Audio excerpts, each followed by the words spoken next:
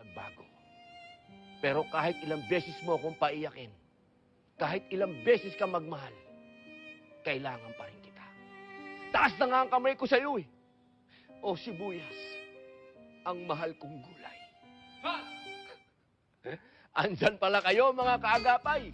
Pag-aralan naman natin ang iba't ibang paraan ng pagtatanim ng sibuyas at bawang na maaari mong gawin sa iyong bakuran.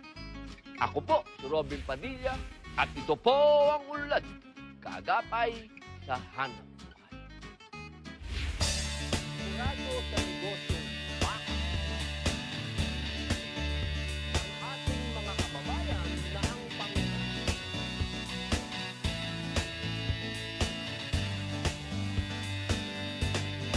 Hanap buhay!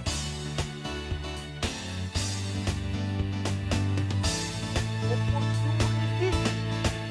Unlad! At ito po ang Unlad, Kaagapay sa Hanap Buhay. Naku, mula sibuyas, pati bawang daw ho. Yung garlic, kinakapos na rin ang supply.